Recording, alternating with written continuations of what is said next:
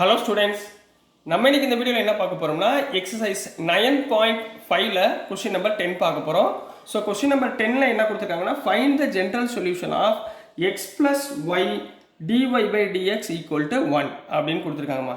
இப்போ நம்ம ஜென்ரலாக என்ன பண்ணுவோம், கொடுத்துருக்க ஃபார்மேட் லீனியர் ஃபார்மேட்டாக இல்லையான்னு செக் பண்ணுவோம். அப்போ லீனியர் ஃபார்மேட்டை செக் பண்ணுறதுக்கு என்ன ஈக்குவேஷனாக கிடைக்கணும், எனக்கு dy by dx plus py equal to q ஒன்று இந்த ஃபார்மேட்டில் கிடைக்கணும். அப்படி இல்லைன்னா dx by dy plus px equal to q இந்த ஃபார்மேட்டில் கிடைக்கணும். இந்த ரெண்டு ஃபார்மேட்டில் எது கிடைச்சாலுமே அது என்ன ஈக்குவேஷனு, லீனியர் ஈக்குவேஷன் அப்படின்னு சொல்லி சொல்லுவாங்க. சரிங்களா? இப்போ முதல்ல இதை சிம்பிளிஃபை பண்ணுவோமா? சரிங்களா? முதல்ல இங்கே பாருங்கள், எக்ஸ் ப்ளஸ் ஒய் இருக்குங்களா, எக்ஸ் ப்ளஸ் ஒய்யை அப்படியே வச்சுக்கோங்க. இந்த dy by dx right hand side கொண்டு போயிருங்க, என்ன வரும், dx பை dy. ரைட்டுங்களா? இப்போ இந்த y டேர்ம் எனக்கு தேவை, இந்த x டேர்ம் தேவை. ஸோ எக்ஸை ரைட் ஹேண்ட் சைடு கொண்டு போயிருங்க. அப்போ என்ன வந்துடும், dx by dy minus x equal to ஒய்ன்னு கிடைக்குங்களா? ரைட்டுங்களாம்மா? இப்போ பாருங்கள், இந்த ரெண்டு ஈக்குவேஷன் பாருங்கள், எது கம்பேர் ஆகுது, dx பை dy ஈக்குவேஷனோட கம்பேர் ஆகுதா? அப்போ என்ன எழுதுவீங்க, திஸ் இஸ் இன் என்ன சொல்வீங்க, linear form. This is in linear form. என்ன ஃபார்மில் இருக்கு, dx by dy plus px equal to q இந்த ஃபார்மேட்டில் இருக்கு.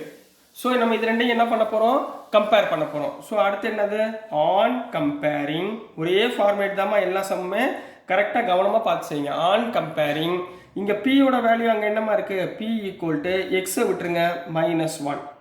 சரிங்களா? க்யூவோட வேல்யூ இங்கே என்னமா இருக்குது, y.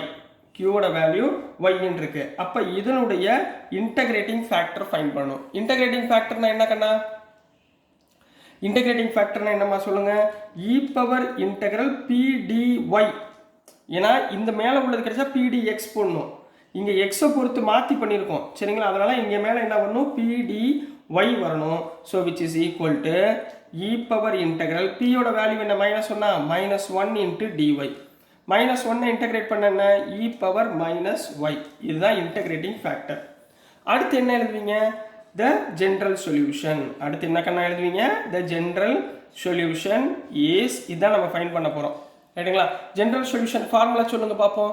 ஜென்ரல் சொல்யூஷனோட formula x into integrating factor equal to integral over q into integrating factor into dy plus c.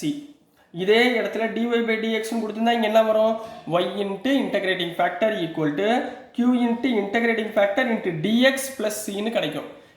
இந்த சேஞ்சஸ் தான் கரெக்டாக ஞாபகத்தில் வச்சுக்கணும். சரியா? லீனியர் ஈக்குவேஷனில் இந்த சேஞ்சஸ் என்ன கொடுத்துருக்காங்களோ அதை கரெக்டாக நீங்கள் ஃபாலோ பண்ணிட்டு வரணும். ரைட்டுங்களா கண்ணா? ஸோ நெக்ஸ்ட்டுமா, இந்த ஈக்குவேஷனில் இந்த வேல்யூலாம் சப்ஸ்டியூட் பண்ண போகிறோம். இங்கே என்ன இருக்குது, எக்ஸ் இருக்குது. ரைட்டுங்களா? எக்ஸ் இருக்குங்களா? இன்டகிரேட்டிங் ஃபேக்டர் என்ன கிடைச்சிச்சு, இ பவர் -y. இன்டகிரேட்டிங் ஃபேக்டர் என்ன கணக்கு கிடைச்சிச்சு, இ பவர் -yன்னு கிடைச்சிச்சு.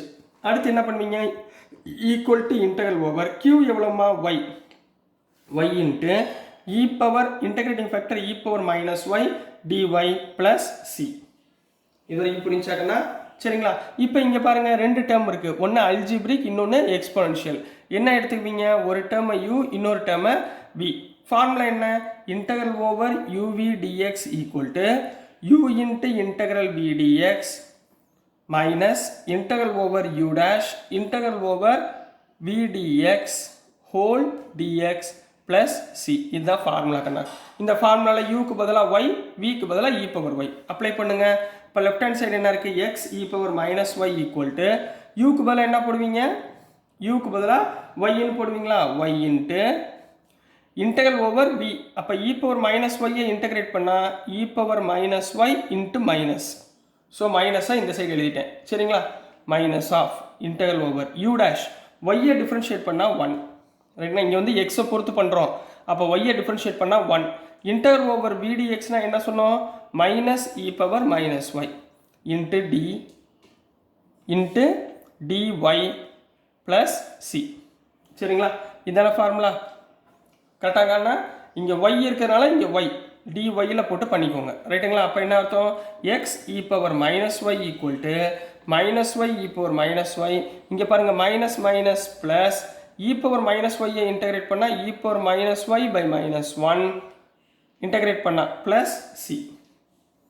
கிளியராக கண்ணா? இது வரைக்கும் ஓகேங்களா? அப்போ x into e power minus y equal to minus y e power minus y, இங்கே minus e power minus y plus C.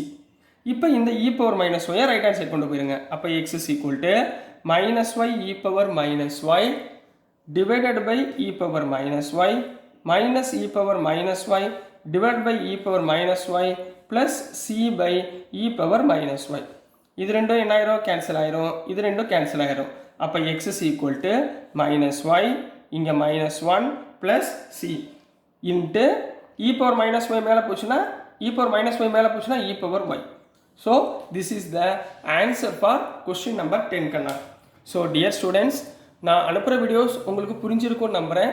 புரிஞ்சிருந்துச்சுன்னா பிடிச்சிருந்துச்சுன்னா மறந்துடாமல் லைக் பண்ணுங்கள், ஷேர் பண்ணுங்கள், மறக்காமல் சப்ஸ்கிரைப் பண்ணி சப்போர்ட் பண்ணுங்கள் ஸ்டூடெண்ட்ஸ். தேங்க்யூ.